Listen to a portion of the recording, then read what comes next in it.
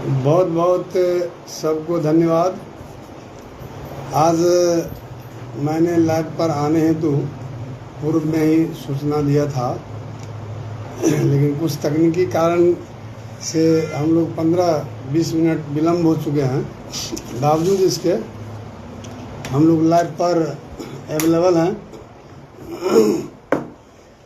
इस लाइव से जुड़े तमाम लोगों का मैं अभिवादन करता हूँ, अभिनंदन करता हूँ, आभार प्रकट करता हूँ कि आप अपना बहुमूल्य समय निकालकर हमारे इस लाइव से जुड़ गए।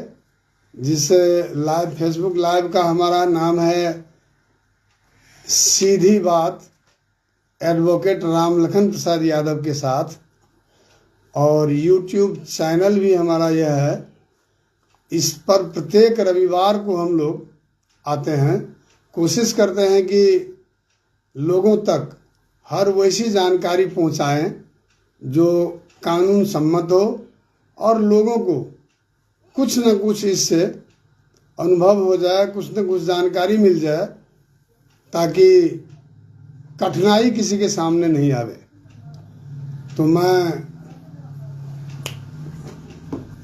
अब आपके सामने अनुरोध करूंगा, निवेदन करूंगा कि मेरे इस लाइव को अधिक से अधिक लाइक किया जाए, यूट्यूब चैनल को सब्सक्राइब किया जाए, और मेरे द्वारा बताई जा रही बातों में अगर आपको कहीं कोई कठिनाई या त्रुटि आवे तो आप सवाल कर सकते हैं। मैं भरसक कोशिश करूंगा अपनी जानकारी के मुताबिक कि सही जानकारी आप तक पहुंचा दूं। बहुत बहुत धन्यवाद, आभार। मैं रामलखन प्रसाद, अधिवक्ता सह पत्रकार, निर्मली, सुपौल, बिहार, आपके निर्मली का निवासी हूं, निर्मली में हूं।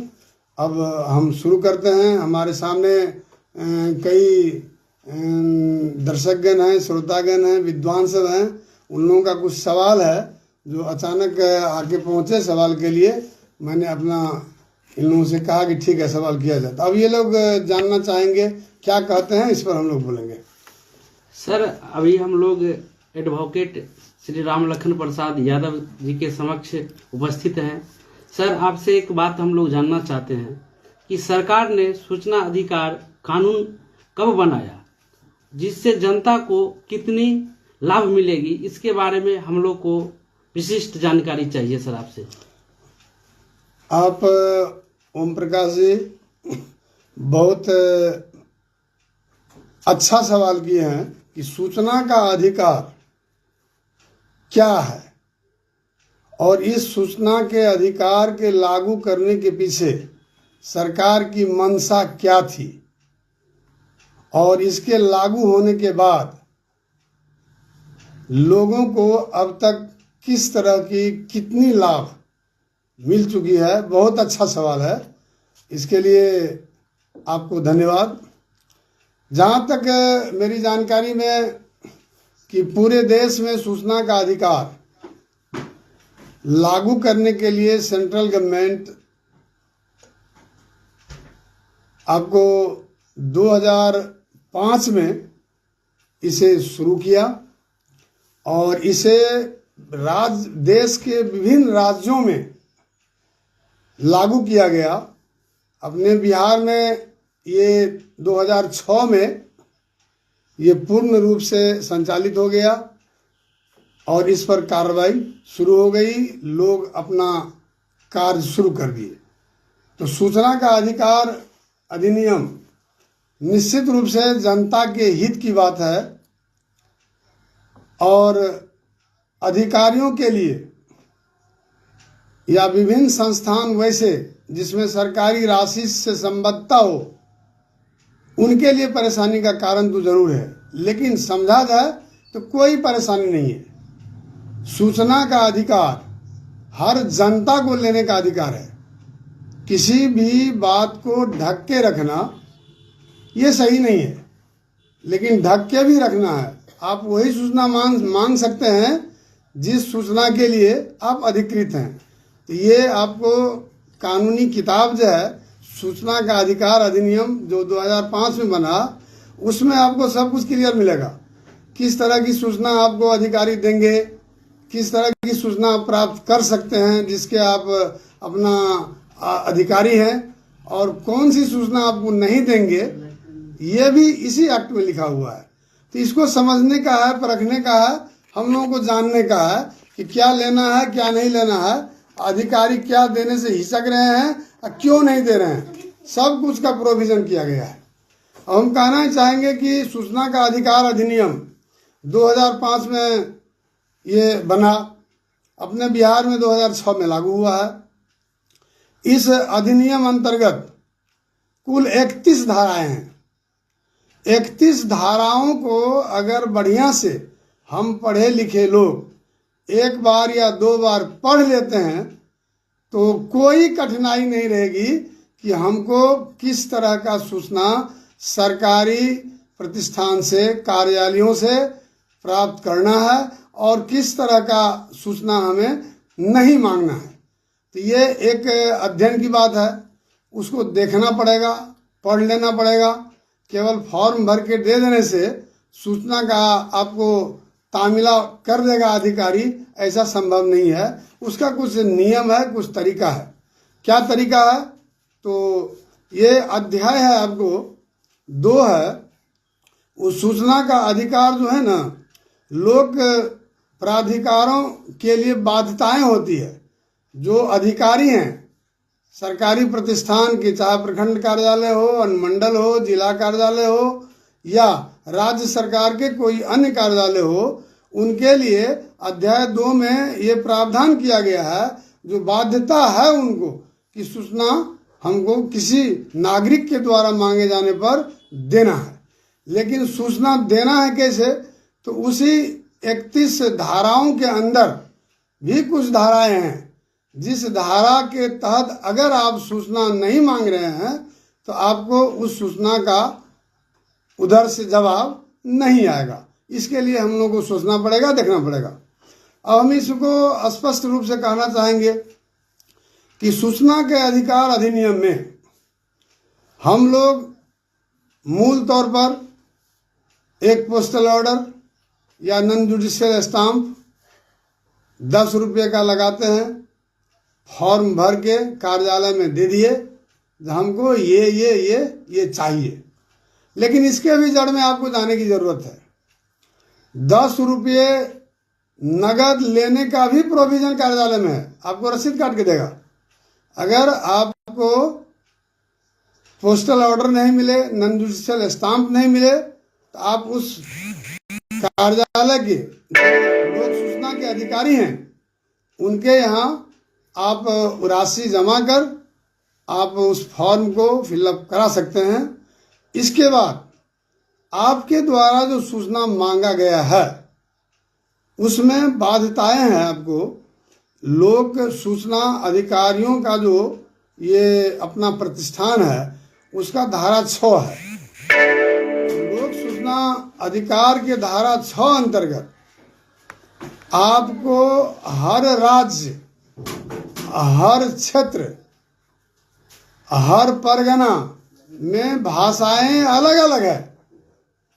भाषाएं अगर अलग अलग है तो आप जिस भाषा में सूचना अधिकार के तहत सूचना चाह रहे हैं और जितनी उसकी पृष्ठों की संख्या है उस हिसाब से आपको आवेदन डालने के बाद अधिकारी आपको सूचित करेंगे और उनको इमीडिएट सूचित करना है, चाहे मैथिली भाषा में हो कि अंग्रेजी में हो कि उर्दू में हो कि हिंदी में हो या जहाँ का जो क्षेत्रीय भाषा है। तो उसके लिए अनुवादक हैं, उनसे परामर्श लेना पड़ेगा। जो अधिकारी किसी भाषा को नहीं जानते हैं, जैसे हम लोग यहाँ बिहार के वासी हैं, कन्नड़ नहीं जानते हैं, तमिल नहीं जानते हैं, तो उसके लिए अगर भाषा में कोई डालेंगे तो इनको तो लेना पड़ेगा। लेकिन इसके अनुवाद के लिए इस पर परेशानी आएगी, तो ये एक लागत जो है अतिरिक्त बढ़ता है। ये है नियम में है, प्रोविजन है। वैसे एक पृष्ठ का 2 रुपया जो है सूचना अधिकार अधिनियम के तहत सरकार के उस लोक प्राधिकार को लेने का प्रावधान है। तो हम लोग करते हैं आवेदन देने के बाद 30 दिनों के अंदर उनसे अपेक्षा करते हैं कि हमको यह जो है सूचना उपलब्ध करा दें, और हमारी अपेक्षा सही रहती है। लेकिन आपको बहुत सारी खामियां और खूबियां हैं कि सूचना का अधिकार जो हमने मांगा उसको मुझे हस्तगत कराने के लिए वह प्राधिकार अधिकृत है या नहीं, यह भी देखना पड़ेगा।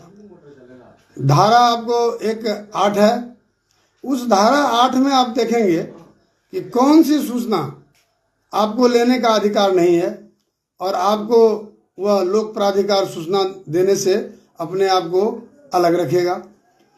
एक है आपको कि जिस सूचना के लिए आपने लिखा, अगर 20 वर्ष की अवधि समाप्त हो चुकी है तो 20 वर्ष से पहले का सूचना आपको किसी भी परिस्थिति में कोई भी लोक प्राधिकार आपको नहीं देगा। ये कानून कहता है। उनके द्वारा नहीं देने के बाद अगर आप अपील में जाते हैं तो वहां भी आपकी कुछ नहीं सुनी जाएगी। ये बाध्यताएं हैं उस लोक प्राधिकार के लिए कि 20 वर्षों से पहले की सूचना उपलब्ध नहीं कराया जाना है। अब दूसरा मामला है वैसी सूचना जिससे राष्ट्र को, संप्रभुता को, पब्लिक को लोकहित में नहीं हो, ये सब सूचना देने का प्रोविजन नहीं है। जहां तक आपराधिक गतिविधि के लोगों को अगर किसी तरह का लाभ आपके सूचना मांगे जाने से मिलेगा या केस के अनुसंधान में, अन्वेषण में उससे असर पड़ेगा, तो ये सूचना अगर आप मांगते हैं तो ये सूचना आपको नहीं मिलेगी। तो जहां तक सूचना नहीं मिलने का सवाल है, उसके लिए अपने मन से कोई प्राधिकार सूचना आपको नहीं देंगे तो उस पर भी कार्रवाई होती है। उनको देना है सूचना, लेकिन जो नहीं देना है, ऐसे बहुत सारी बातें हैं जो संविधान से संबद्ध हो, जो किसी वैसे समुदाय के बीच टकराहट की स्थिति पैदा करे, वैसे लोगों का जिनके जीवन पर असर पड़े, जान पर जोखिम पड़े, खतरे का शिकार हो जाए, इस तरह का व्यक्तिगत सूचना अगर आप मांगते हैं किसी लोक प्राधिकार से, चाहे पुलिस अधिकारी हो या सामान्य प्रशासन के हो या अन्य विभाग के हो, तो इस तरह का सूचना देने से वे परहेज करेगा।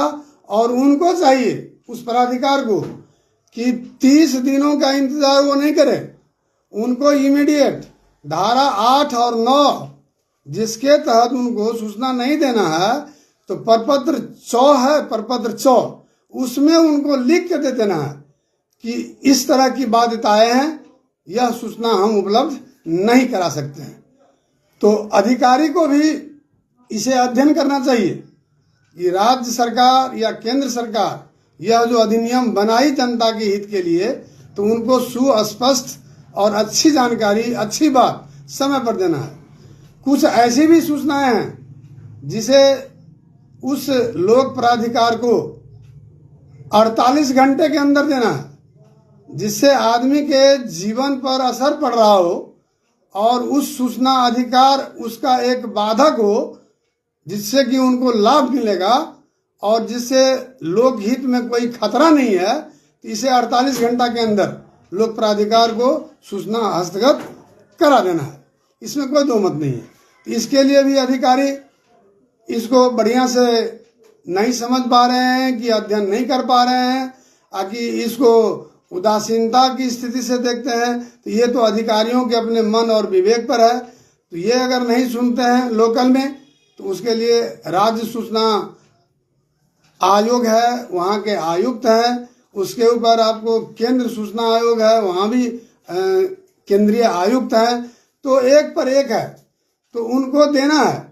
तो अब 30 दिनों के अंदर अगर हमको स्थानीय प्राधिकार से सूचना नहीं मिलती है, तो 30 दिन से अगले 30 दिन के अंदर हमको उनके खिलाफ में उच्चाधिकारी के पास, उससे ऊंचे आयोग के पास, उससे ऊंचे प्राधिकार के पास अपील दायर करना है।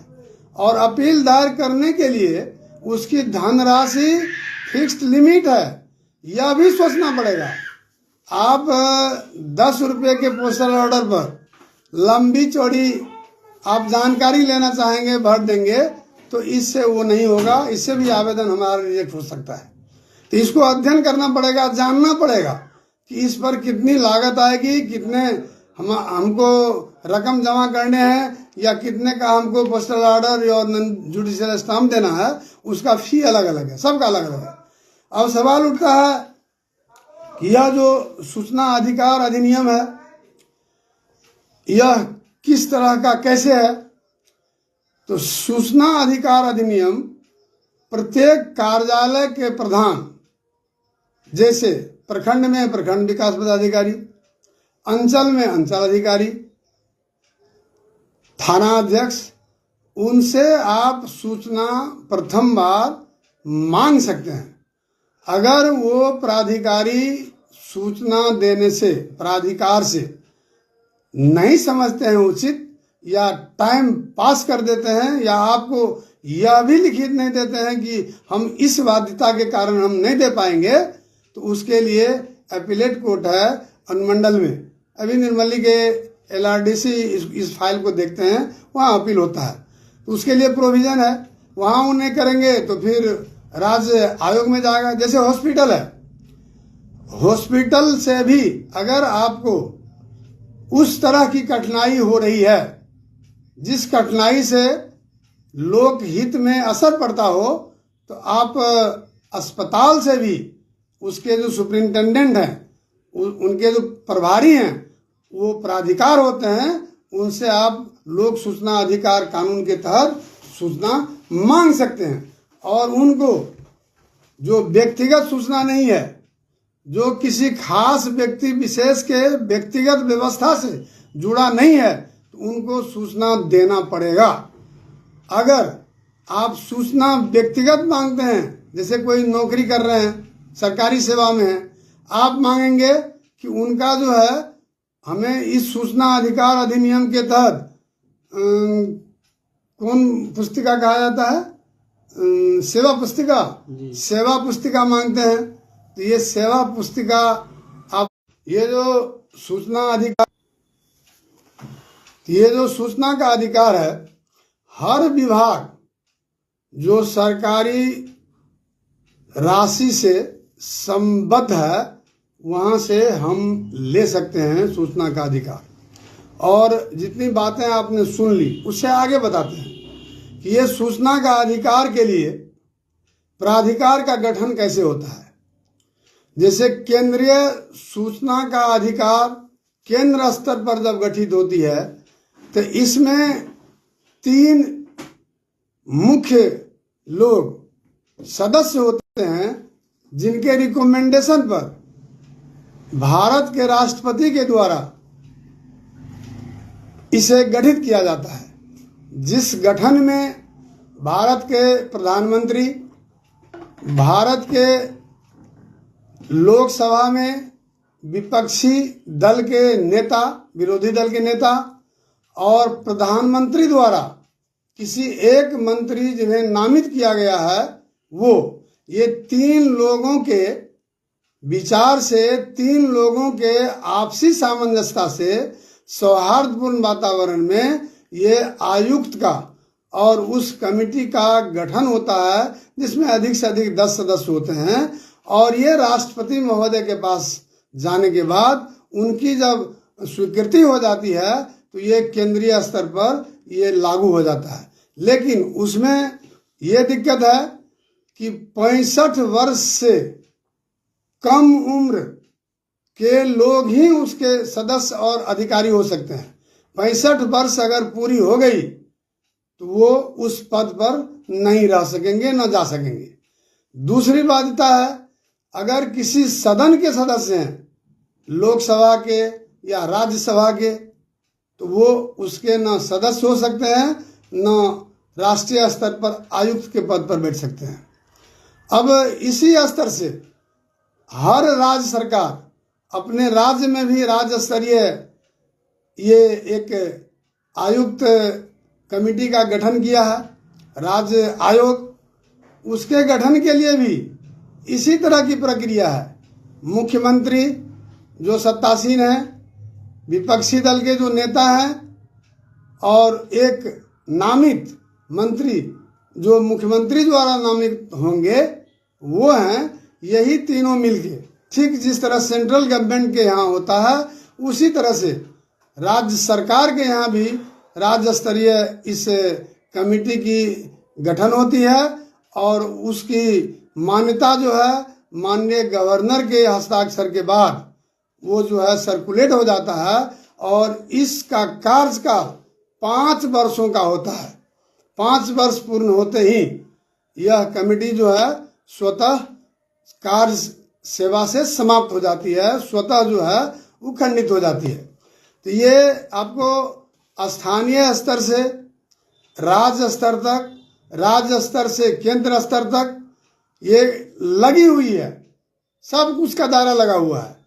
अब इसमें बाध्यता क्या है कि इसमें एक सेक्शन दिया गया है, ये जो सेक्शन 31 हुआ है उसमें आपको एक सबसे महत्वपूर्ण ये है कि धारा 23 है एक, इसको बढ़िया से देखेंगे। धारा 23 सूचना अधिकार अधिनियम 2005 की धारा 23 कहती है कि सूचना प्राप्त कर लेने के बाद उस सूचना का उपयोग किसी केस में, न्यायालय में आप नहीं कर सकते हैं। उससे किसी केस में आपको लाभ पहुंच जाएगा या उसकी मान्यता होगी, इसको उस दायरे से अलग रखा गया है। लेकिन यह है कि सूचना का अधिकार अगर आपको मिला, किसी अधिकारी की कोई गड़बड़ियां है तो उनसे उच्चाधिकारी के पास उस सूचना अधिकार अधिनियम के तहत प्राप्त सूचना आप लगा सकते हैं, जिसकी जांच होती है और जांच में अगर सही पाई जाएगी तो उस अधिकारी, उस कर्मी, उससे संबंधित लोग जिनके लिए आपने मांगा है उस पर कार्रवाई होती है। और कार्रवाई के लिए क्या क्या है उस सब कुछ हम लोग देख रहे हैं। कार्रवाई होती है, इसका फलाफल उल्टा होता है, जुर्माना लगता है, बहुत सारी बात है। इसके बाद कार्रवाई होती है, केस के लिए होता है निलंबन, क्या क्या होता है, वो आगे की प्रक्रिया है। तो सूचना अधिकार अधिनियम के लिए हम लोग मूल तौर पर जो ये आयोग का गठन होता है वो 2 है, राज्य और केंद्र स्तर पर। लेकिन राज्य और केंद्र स्तर पर बहुत कम बातें जाती है, अत्यधिक बातें आपको जिला स्तर तक ही लगभग खत्म होती है, कुछ न कुछ राज्य और सेंट्रल स्तर तक जाती है। तो उस सूचना अधिकार अधिनियम में जो 30 है मुख्य रूप से धारा जिसका आदान प्रदान होगा, एक है निरसन 31 धारा है। तो इस 30 धाराओं को अगर हम 1 घंटा में पढ़ लेते हैं तो हमको किन्हीं से कुछ पूछने की आवश्यकता नहीं होती है। इस एक किताब है ये सूचना का अधिकार, ये सूचना का अधिकार कानून का किताब है। इसकी कीमत है आपको, ये हम लिए थे 2009 में 80 रुपये कीमत है।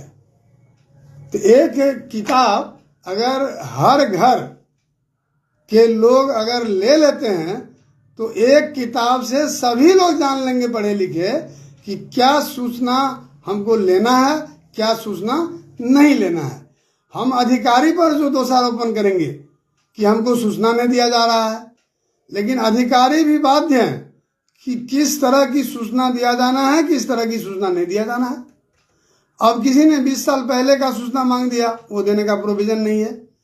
किसी ने ऐसी सूचना मांग दिया जिससे लोक हित पर खतरा है, राष्ट्र पर खतरा है, समुदाय पर खतरा है, किसी व्यक्ति के जीवन पर खतरा है, किसी अपराधी को बचने या पुलिस को अन्वेषण करने में ये एक समस्या कठिनाई खड़ी होती है।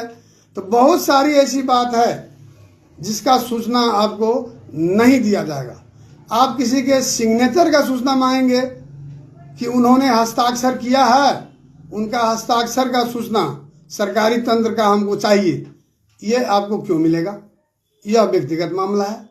आप किन्हीं के बारे में मांग सकते हैं कि आपके परिवार का, आपके सबका नाम क्या है, आप अपना दीजिए किसी अधिकारी से, हमको कुछ काम है। ये व्यक्तिगत बात है, खास व्यक्ति विशेष पर है, ये सूचना मांगने का राइट हमको नहीं है। तो सूचना अधिकार अधिनियम सरकार बहुत सोच समझकर लागू की, जिसके तहत सभी लोग, सरकारी अधिकारी, लोक सेवक से लेकर प्रतिनिधि और सजग नागरिक, सरकारी कर्मी, सबके सब इससे संबद्ध है, सबको लाभ है और गलत करने वाले को नुकसान है, इसमें कोई दो मत नहीं है। सरकार इसीलिए नागरिकों के सामने इस बात को खुलासा किया। 2005 में बना, 6 में आपको बिहार में पूर्ण रूप से लागू हुआ, और उस सूचना अधिकार अधिनियम का ही रिजल्ट है कि अधिकारी लोग जो गलत किए हुए हैं, जांच में उनके सीनियर अधिकारी उनको पनिश करते हैं और क्षति के वो शिकार होते हैं। ये सूचना का अधिकार अधिनियम यही है। तो उस सरकार को, केंद्रीय सरकार को या राज्य सरकार को, जिन्होंने जनता के लिए, पब्लिक के लिए यह सूचना का अधिकार अधिनियम लागू किया, इसका मैं बहुत बहुत आभार प्रकट करता हूँ, धन्यवाद देता हूँ। हमारे साथ जुड़े हुए हैं कृष्णा यादव जी, हमारे साथ जुड़ गए हैं, आपको डॉक्टर दीपक जुड़ गए हैं, हमारे साथ भूपेंद्र नारायण यादव जी जुड़ गए हुए हैं, हमारे साथ रासलाल जी जुड़े हुए हैं, हमारे साथ बहुत सारे मित्र हैं जो जुड़े हुए हैं, इससे इंटरेस्ट ले रहे हैं। अगर चाहेंगे, मनोज कुमार जी अभी जुड़े, अगर चाहें तो आप सवाल कर सकते हैं सूचना अधिकार अधिनियम पर। हम अपनी जानकारी के मुताबिक आपसे शेयर निश्चित रूप से करेंगे, कभी भी आप पूछ सकते हैं। अब इस सूचना अधिकार अधिनियम पर और तो हमको कुछ रहा नहीं कहने के लिए। एक रह गया है, एक धारा 7 है, उस धारा 7 के अंतर्गत जो गरीबी रेखा से नीचे हैं, निःशक्त व्यक्ति हैं, उनको सूचना लेने के लिए सरकार किसी भी तरह की राशि नहीं लेने का कानून बना दिया। उस धारा 7 के अंतर्गत उनको पैसा नहीं लगेगा जो गरीबी रेखा के नीचे हैं और उस परिधि के अंतर्गत आते हैं। एक ये महत्वपूर्ण। तो हम मनोज कुमार जी, आप वाच कर रहे हैं, कुछ पूछना है तो पूछिए, कोई दिक्कत नहीं है। आपको अगर ओम प्रकाश जी कुछ पूछना है तो पूछिए, राम कुमार जी जुड़े हुए हैं, पूछना है तो कुछ पूछिए, पूछ सकते हैं, कोई दिक्कत नहीं है। और लंबी समय भी नहीं हो, चूँकि 20-25 मिनट लगभग हो गया है। तो ये लाइव हम लोग शुरू किए हुए हैं जनता के लिए, जनता के हित में, अधिकारियों के लिए, अधिकारियों के हित में जानकारी शेयर करने के लिए, कि इससे हम लोग जुड़ें, इससे संबद्ध हो जाए, ताकि सबकी दृष्टि सुस्पष्ट हो जाए हमको क्या करना है, क्या नहीं करना है। इसलिए प्रत्येक रविवार को एक अधिवक्ता के नाते मैं निःशुल्क, बिना किसी प्रचार प्रसार का, ये लाइव एक हमारा अलग से चैनल यूट्यूब पर और फेसबुक लाइव पर सीधी बात एडवोकेट रामलखन प्रसाद के साथ, ये नाम है। इसको आप लोग अधिक से अधिक लाइक कर दीजिए और सब्सक्राइब कर दीजिए, ताकि मुझे भी अध्ययन करने में किसी कानूनी बात को प्रत्येक रविवार को आपके पास तक पहुंचाने में मन लगेगा। अगले रविवार को भी किसी कानूनी किताब, किसी कानूनी वैसी बात को लेकर आपके पास आएंगे, जिसे आप भरसक हमसे रूबरू होंगे। हो सकता है उसमें आप सब कुछ जानते हो सकता है कि उसमें से थोड़ा कम जानते हो, या उससे आपको कोई कभी लगाव ही नहीं रहा हो, तो आप इस तरह का लाभ ले सकते हैं, इसमें कोई दो मत नहीं है, इसमें कोई दिक्कत नहीं है। हम समाज के बीच, समाज के एक सजग नागरिक से आते हैं, कोई दिक्कत नहीं है, परिवार के लिए, पेट के लिए सब काम करते हैं, लेकिन कुछ समय इसके लिए भी देना मैंने मुनासिब समझा और निर्णय लिया। अब और कुछ जानना चाहेंगे क्या? जी सर, क्या बोला जाए? एक सवाल और है सर, आपसे जानकारी लेना चाह रहे हैं हम लोग कि जनता दरबार में जो लोक शिकायत निवारण क्या है सर, और इससे लोगों की कितनी लाभ मिल सकती है, उसके बारे में भी जानकारी। अच्छा, एक सवाल आ गया है, एक हमारे जो विद्वान दर्शक सामने हैं, इनका सवाल है कि राज्य सरकार जो जनता दरबार लागू किया, लोक शिकायत निवारण लागू किया, यह क्या है, इससे जनता को क्या लाभ मिल रही है? तो ये एक दिन में दो तरह का कानूनी बात, खैर ठीक है, कोई हर्जा नहीं है, मैं बोल रहा हूं। ये जनता दरबार का सीधा सीधी हम लोगों के ग्रामीण भाषा में एक तरह से जनता दरबार एक तरह का पंचायती है।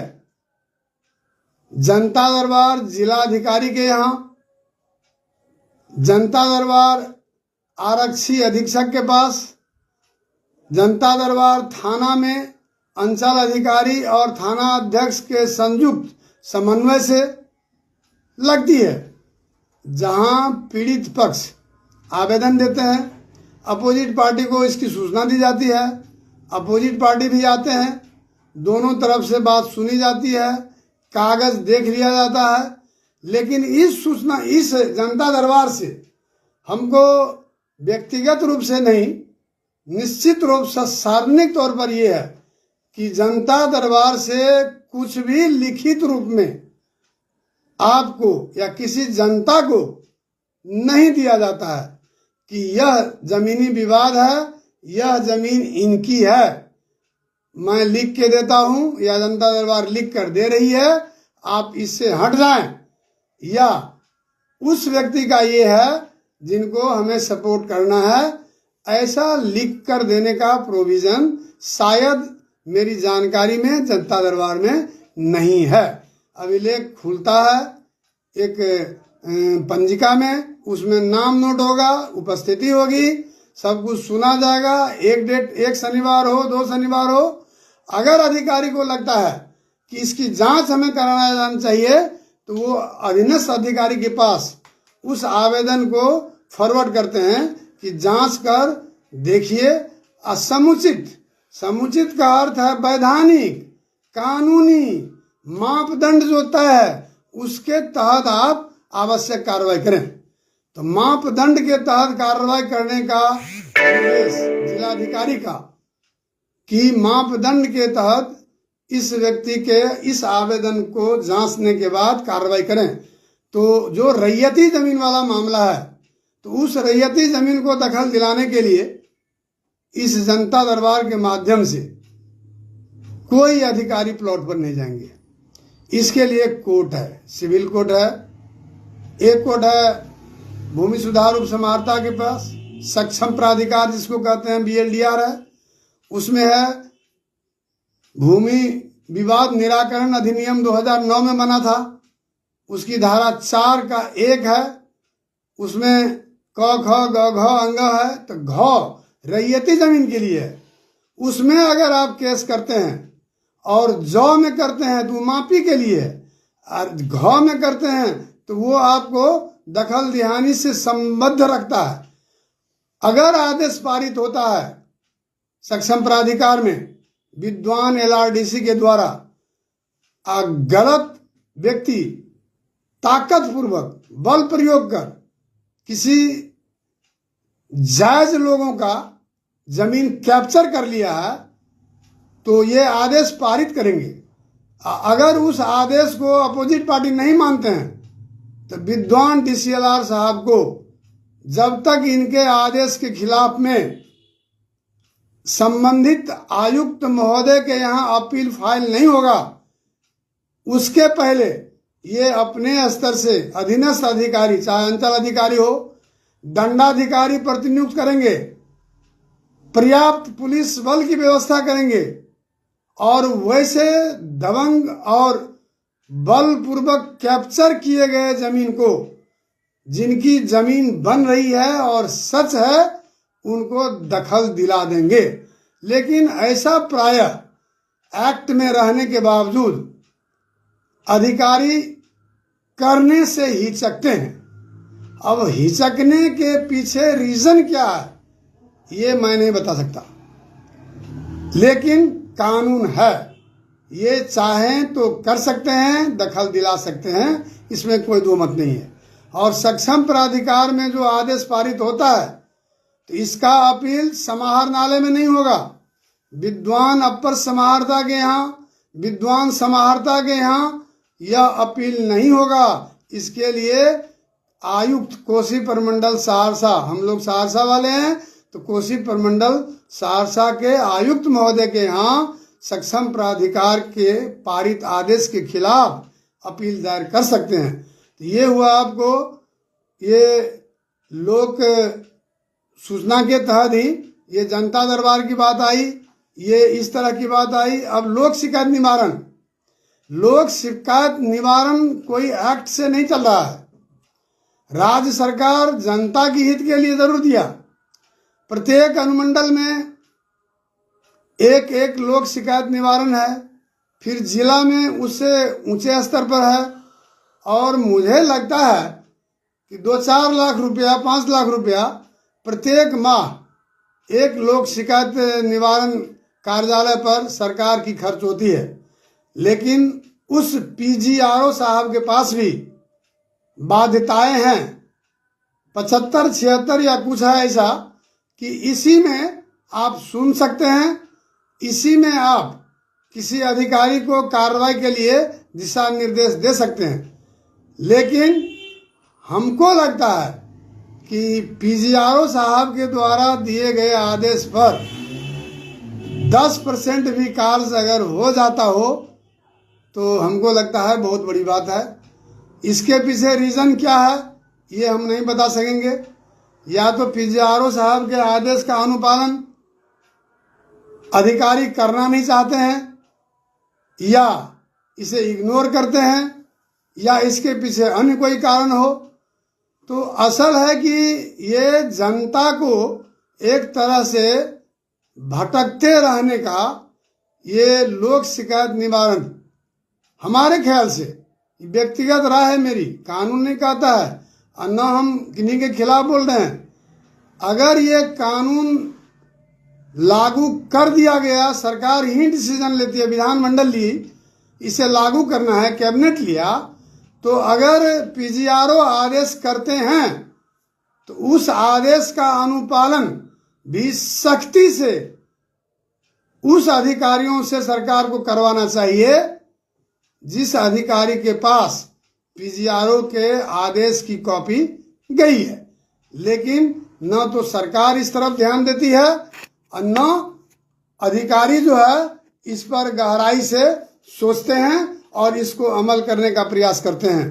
तो लोग धीरे धीरे लोक शिकायत निवारण से भी अपने आप को मोह भंग करते दिख रहे हैं।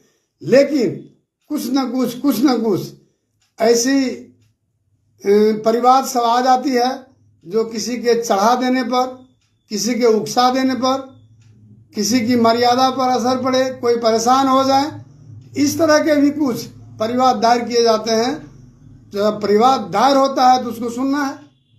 खासकर हम देखते हैं कि लोक शिकायत निवारण में बिजली की समस्याएं आती है, लेकिन बिजली बिल जो निर्गत हो जाता है मीटर रीडिंग से, उस रीडिंग बिल को घटाने के लिए हम उपभोक्ता लाख प्रयास करते हैं तो ये शायद संभव नहीं हो पाता है। बिजली विभाग के अधिकारी एक ही बात बोलते हैं कि हमारा मीटर जो रीडिंग में बताया उसके मुताबिक हमने इन्हें अपना बिल हस्तगत कराया, इसमें कटौती कहाँ से, हमारी गलती कहाँ है।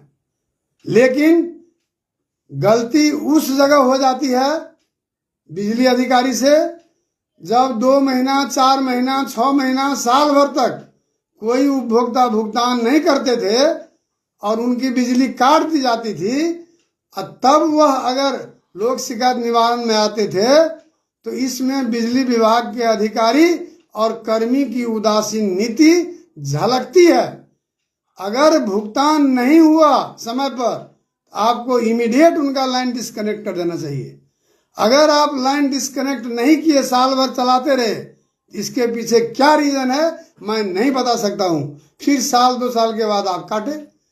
अब तो स्मार्ट मीटर लग गया, शहरी क्षेत्र में लगभग लग ही गया, ग्रामीण क्षेत्र में भी लग रहा है। ये समस्याएं खत्म होती जा रही है।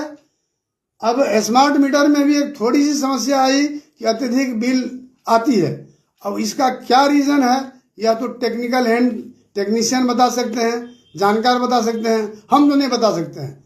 लेकिन यह जरूर बता सकते हैं कि सामान्य मीटर और इस स्मार्ट मीटर में बिजली का जो बिलिंग दर है, कुछ न कुछ मामूली ही सही अंतर पड़ता है। अब कई साबित भी हुआ है, या तो उस मीटर में कोई तकनीकी गड़बड़ी रहा हो या इस तरह का सिस्टम उसमें लगाया गया हो, ये हम नहीं बता सकते। लेकिन यह स्मार्ट मीटर ठीक है, लोग बिजली खपत कम करेंगे। जिस तरह मोबाइल में रिचार्ज खत्म होता है तो हम पहले से सचेत रहते हैं कि कम बातें करनी है, हमें जो है कम इंटरनेट का प्रयोग करना है। इसी तरह रिचार्ज हम कराए तो घर के लोग भी एक्टिव होते हैं कि हमारी धनराशि कब खत्म हो जाएगी कि बिजली कट जाएगी, हमारा क्या पैसा है उसके अंतर्गत हमको बिजली जलाना है। अब पंखा चला दिया, कूलर चला दिया, घर में कोई नहीं है तो निश्चित रूप से बिल उठेगा। ये पहले चलता था, महसूस नहीं होता था। अब अगर इस तरह की लापरवाही होती है तो निश्चित रूप से घर के अभिभावक अपने परिवार के हर सदस्यों को जानकारी में देते हैं कि अगर रिचार्ज हम नहीं करेंगे तो अंधेरा पसरा रहेगा, हम किसी भी तरह का बिजली का लाभ नहीं ले सकते। तो अब हर घर के लोग इस पर दृष्टि डाले हैं। हम बता देना चाहेंगे कि निर्मली अनुमंडल में पावर ग्रिड है खुशहाली में, जितनी क्षमता की खुशहाली की पावर ग्रिड है उस क्षमता का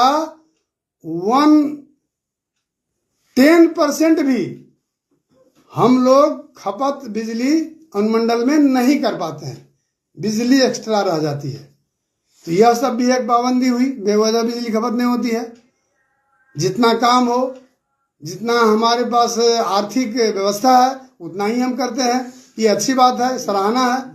और कुछ है क्या बोला जाए? बहुत बहुत धन्यवाद इस हमारे लाइव से जुड़ने के लिए। तमाम अग्रजों को मैं प्रणाम करता हूँ, मित्रों को नमस्कार, अनुजों को शुभाशीष, अग्रतर उनकी प्रगति उन्नति का कामना करता हूँ। मैं निवेदन करूँगा कि हमारे इस लाइव को आप अधिक से अधिक लाइक कर दीजिए, हमारे YouTube चैनल को सब्सक्राइब कर दीजिए, ताकि हम भी कुछ नई नई बात लेके हर रविवार को आपसे जुड़ते रहेंगे और हम एक दूसरे से अवगत होते रहेंगे। आपसे हम भी जानेंगे, हमसे आप भी जानिएगा। बहुत बहुत धन्यवाद, आभार। मैं अपनी वाणी को अब विराम देता हूँ। जरूरत पड़े तो कभी भी मेरे इस पर कमेंट कर सकते हैं। किसी भी विषय में जो हमें जानकारी है मैं निश्चित रूप से इसके माध्यम से आप तक पहुंचा दूंगा। धन्यवाद, बधाई।